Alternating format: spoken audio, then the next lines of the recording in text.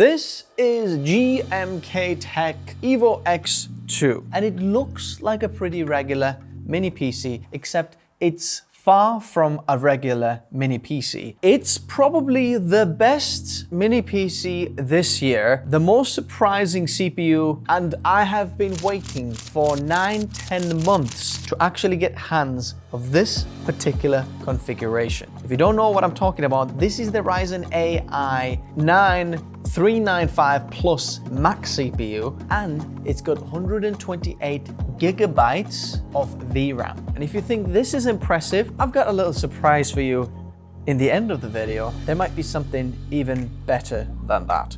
Let's take a look. So just a quick recap of what you should be expecting. We're gonna take a look at the device. I've run through all of the benchmarks of this, so we actually can measure where does the CPU line up with some of the other CPUs, GPUs. I'm doing an LLM test, and we're gonna tear it apart to see what's inside, if there's any upgrades, what's it actually made of. This is the device. This is how it's supposed to be oriented. So it's got feet on the bottom. There we go. It blows air out from the back. I think this is the intake from the side here, perhaps from this side and this side as well, and from there, or it just, maybe, I don't know if it's two-chamber one. We'll have to look at it up to see what's that. In the front here, very interestingly, we've got an SD card slot. And if you're a creator, you're gonna see some of the benchmarks, but this is also amazing. Full-size SD card slot on this mini PC. I am loving it. I think this is the first mini PC from GMKTech that they've put the SD card reader in. If you know Geekcom's put them everywhere. Minis Forum, we've seen on some of them, but I haven't seen this on GMKTech on any of the other ones.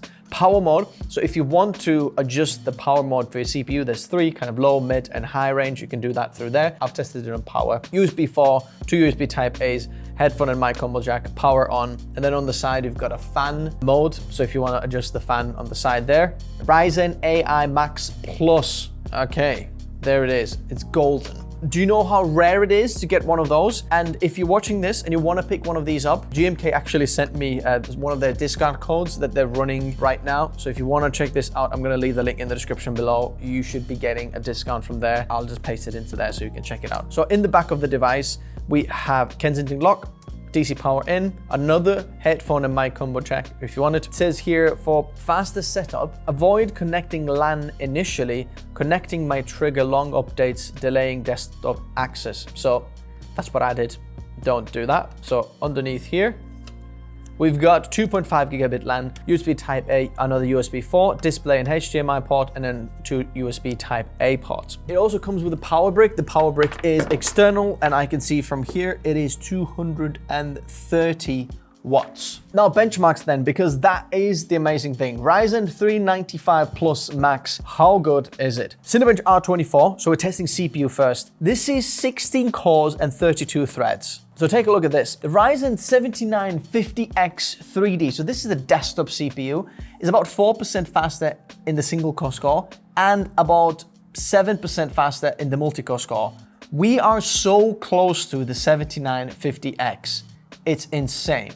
The 13900K is about 14% faster in the single core scores and 3% slower in the multi-core scores. This is faster than 13900K. And if you look at the 9900X desktop CPU, 16.5% faster in the single core scores. Interestingly, the single core is not quite impressive in there, but 4% slower in the multi-core scores. This is faster in the multi-core scores than the 9900X on desktop. That's absolutely bonkers. So Geekbench 6, the same CPUs. We see the 7950X is slightly more faster now, 4% in single and 12.9% in the multi-core scores. 13900K about 6.5% faster in the single core scores, so not as much now, but 22% faster in the multi-core scores. 9900X 16.2 and 16.9% faster in the single and multi-core scores. So still, I did not know what to expect, but to have that power in a mini PC, I hope you understand how ridiculous that is. It's really, really amazing. But what about the GPU? Because this is an SoC, so there is CPU and GPU on all one chip, and then the RAM is attached to it as well.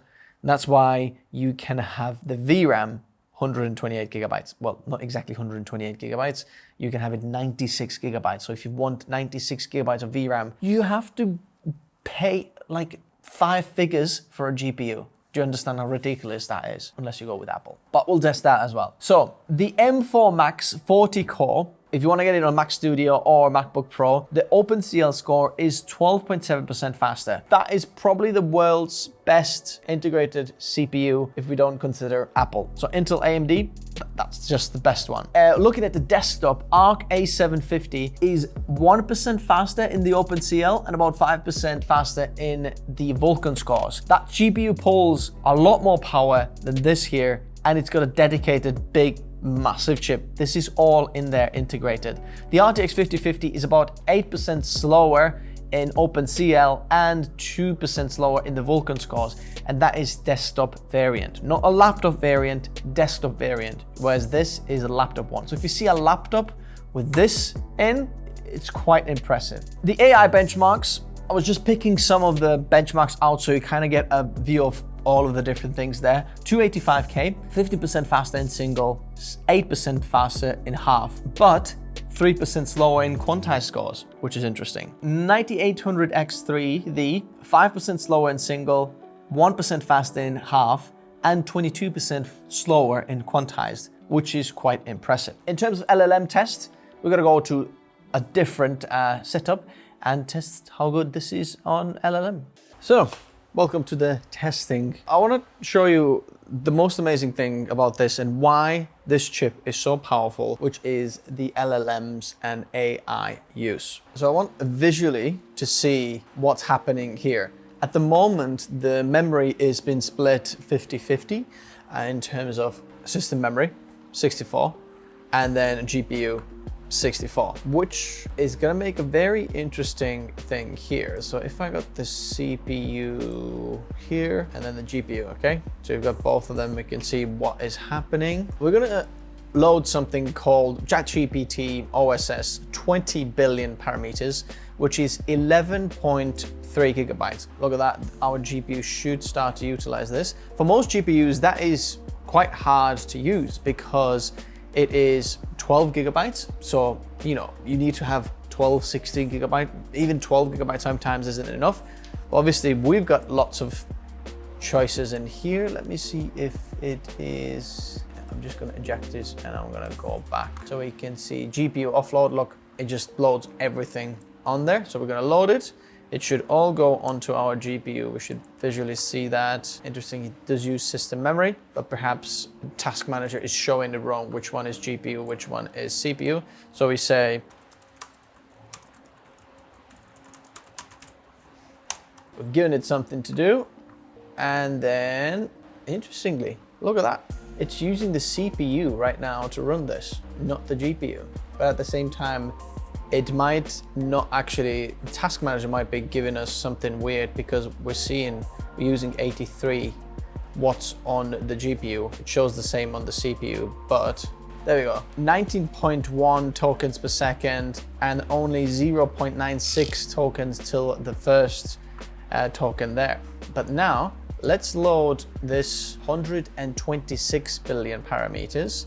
So GPU offload, we'll try to get everything onto the GPU. Let's take a look here. Our SSD is in use as well, and memory. It should be able to load everything onto the GPU because that model is like 60 something gigabytes in size. So as you can see, it tries to load everything onto the GPU. That's why our SSD is in use as well. It's writing on it. So let's see if it can load everything onto the memory. Oh, it's trying. Look at our system memory.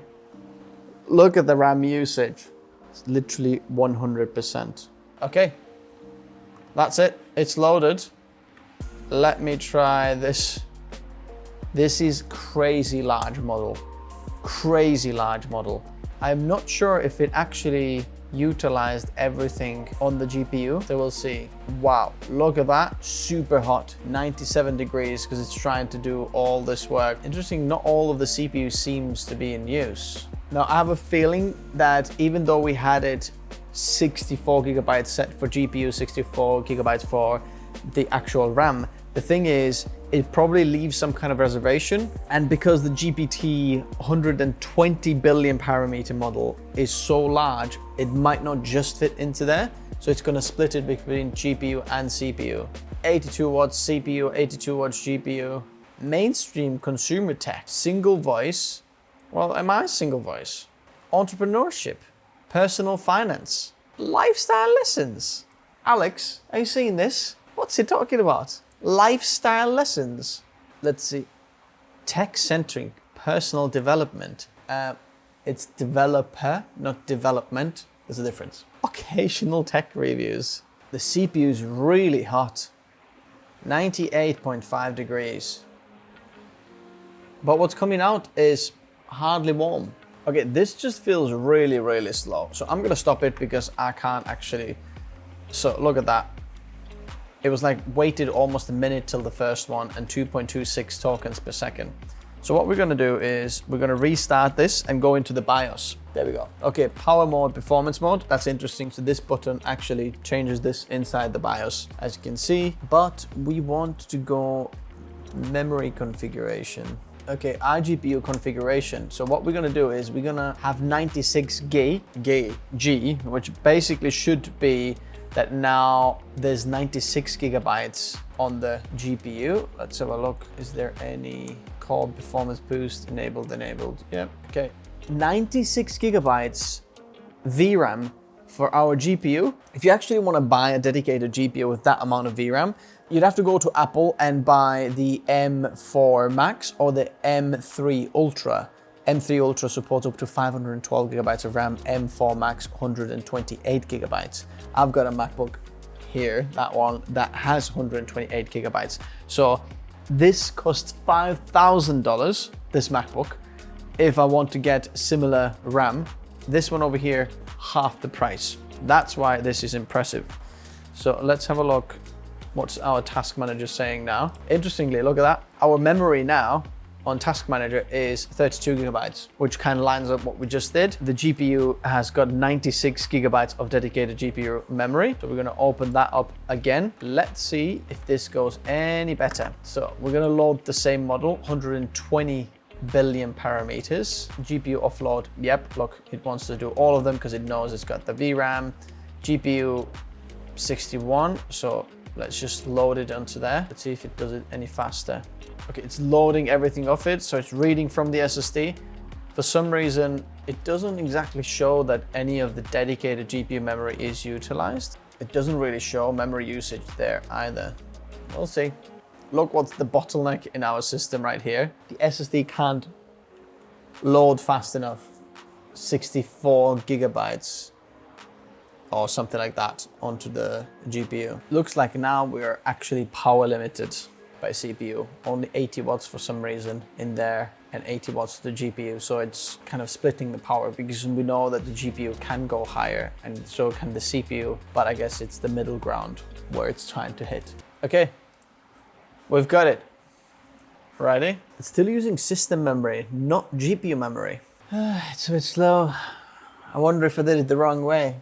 Let's just say that if you run AI like this, you probably don't want to run it locally. But I could be doing something wrong as well. The clock maker. Oh my goodness. This is even worse. Stop this thing. Okay, so for some reason it wants all of it on CPU, not on GPU. So let's try it the other way. Let's try that again. So this time I'm gonna load this. Okay, let's see if they can GPU offload everything. Look at that, that loaded so much faster. Interesting. Ooh, look at that. Oh, we're pulling 102 watts now. See that? Memory 71.5 gigabytes used. Please be much faster than this. 75, good news. There we go. Thought for a brief moment. It was kind of a brief moment. Magical realism coming of age. It is spitting out those like no tomorrow. So interestingly, even though I offloaded everything to the GPU, it's still just the way the system understands GPU and CPU memory was vice versa, if that makes sense. Look at these tokens now. Look how it's spitting them out. Just constantly pushing 82 watts from the CPU package power, around 90 watts CPU. It's not actually that hot what comes out in here. Look at that, 11.9 tokens per second. What was that? The first time it was 2 tokens per second. Now that was 5 times faster, something like that. That's interesting. But now, if you are a creator looking at creator benchmarks, this is where things get very interesting. But before they get interesting, you might be also interested in a Windows license, which you can check out a little sketch in here now. It's so annoying. I don't want to pay hundreds of dollars to just change my Windows wallpaper just because my Windows isn't licensed. Well, why don't you try Hookeys? That's a ton cheaper. And if you use the code TN20, you get it even cheaper. What do you mean? How do I get it and how is it possible? Well, see this video here, or the one you're watching. Click in the link on the video description, add the Windows 11 CD product to the cart, proceed to checkout, add the code TN20 for the extra discount. So what, the Windows 11 Pro OEM key is just $23.22? Yeah. Choose the preferred payment option and complete the purchase. The key will be available on the purchased orders in a few moments. Copy the key and paste it into your Windows activation settings, and you're all done. Well, that was easy. Is that Ryan Gosling? No. Anyway, by the way, the same discount code also works website-wide, so go check out other products, maybe like Microsoft Office.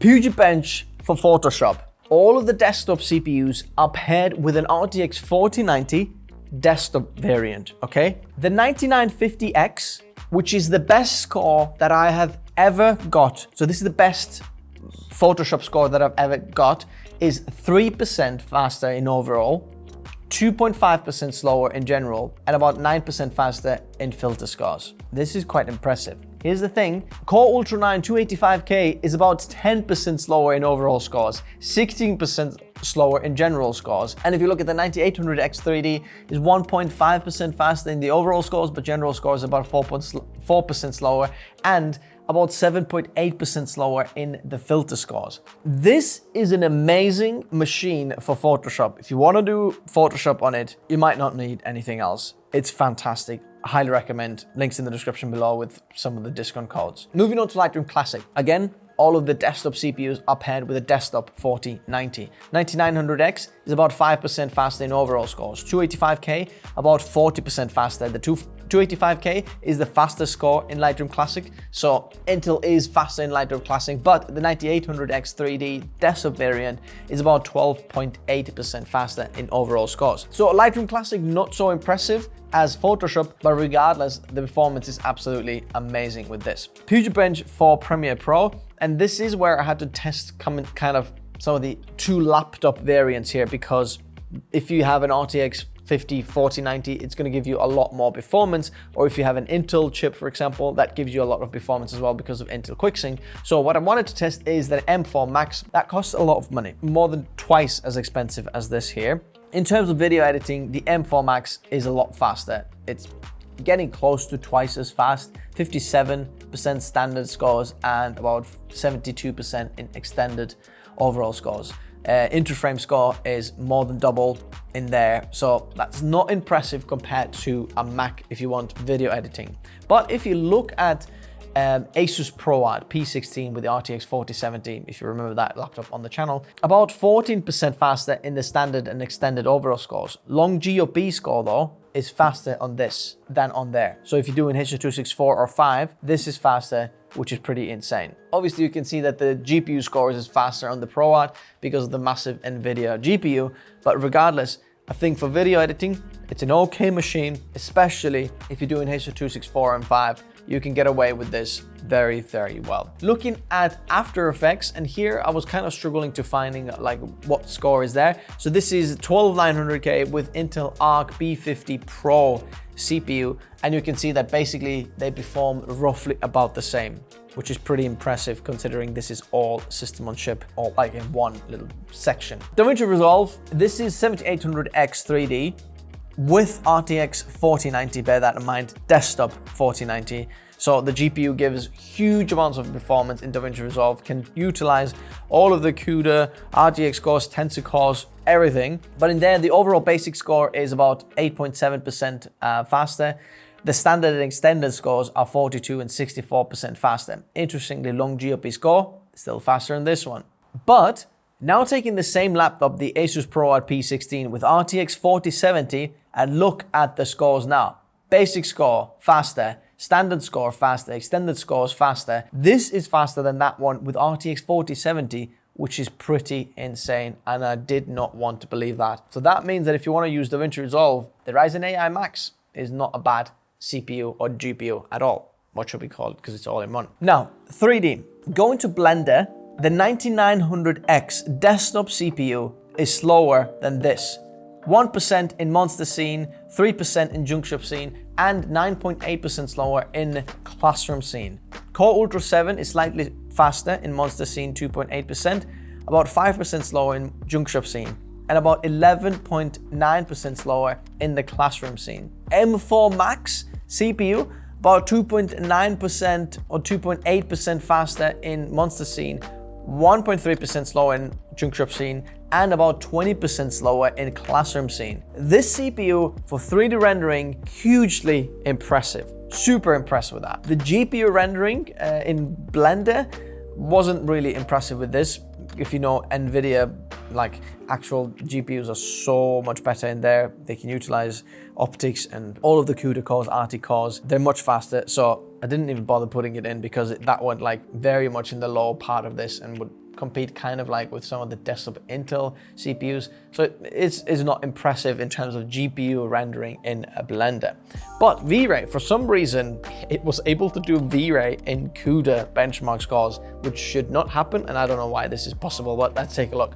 In terms of CPU, in the V-Ray, this guy is actually beating the 9900X. It's even beating the 265K by 6.7%, which is pretty insane. And if you're looking at the CUDA score, not the RTX score, then the RTX 3050 is about 15.9% slower. So having that type of GPU as an iGPU, pretty impressive actually, pretty impressive. When talking about the power draw, I tested all the different settings. The most power it can pull on GPU and CPU is 120 watts. It might boost a little bit more and then slots into the 120 watts. That's where the CPU and GPU go in there. And that's why we get 230 watt power brick. It's kind of the sum of both the CPU and GPU. Now, what I want to know is what's inside. So I don't see any screws. So I'm gonna have to peel underneath these. And there we go. So you've kind of gonna wreck the plastic. Oh yeah, all the glue's gone. Okay, something is there, but basically all the glue is gone. Then it's gonna peel open. Whoa, okay. Okay, this side comes off easier. Alrighty. So we've got a big 120mm fan in here that just blows air on the back of the CPU. Oh, that's cool. So underneath here, I can see another M.2 slot that you can just add extra SSD in there if you wanted to. Okay, and this side we can see the CPU cooling. Two massive blower fans, boom, and then a huge heatsink on this side. And it works pretty well actually. The cooling is all right in there. Let's take a look if we can see what the heat pipes and what's that going on underneath. I'm gonna slice this so you don't have to do that. We're just gonna, yeah, there we go. So basically that tape is there to make sure that some of the airflow is not coming up, but it's just guided through all of this. And in terms of heat pipes, there's a lot going on. 1, 2, 3 heat pipes, and then they go onto the heat sink. There are 4 screws to take the heat sink off. Let's do it.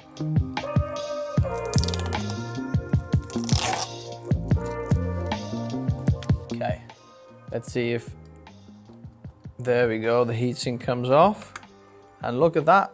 There's still some kind of a sticker on the side, but here we have thermal pad very nicely on all of these MOSFETs, power delivery. There's one in there as well. These must be like some chips that need power there as well. So they've put a massive thermal pad in there. This is the Ryzen AI 395 Plus Max chip, and everyone is raving about this. So as you can see, they are cooling the memory as well. So what you can see here is the CPU and the GPU. They're all in this one die in there. There's two side chips there as well. I don't know if this is I/O or how exactly have they laid it.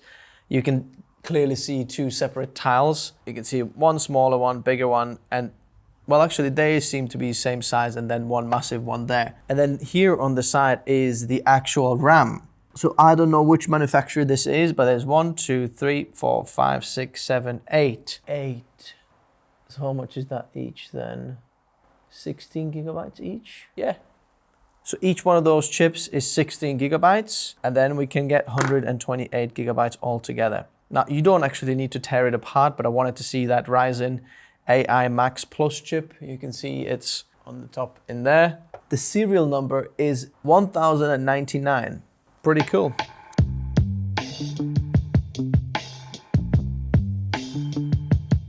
Oh, there is a cool thing though. So this is an RGB fan, and actually on this side, can you see there's a GMKTech that illuminates through, and the same on that side illuminates through from that side. In terms of airflow, this fan is kind of for just show, but you don't see any of this because it's all underneath there, but you only see the sides. Here it is. It's all back together, working like a charm. And remember, this is the part of the video where you're thinking, come on, what could be even better with this? Firstly, I'm super impressed with that tiny little thing. I think if you're looking for an insane local LLM machine and just something to do ingestion with, because you've got SD card readers, super fast ports, super fast, like anything upgradable in terms of SSD, is impressive. But after receiving this one, I got another one.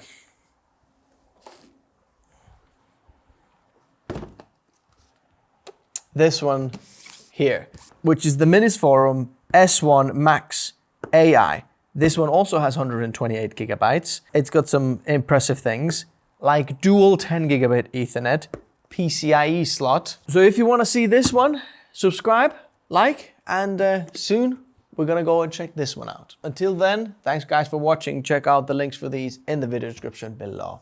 See you soon. Bye-bye.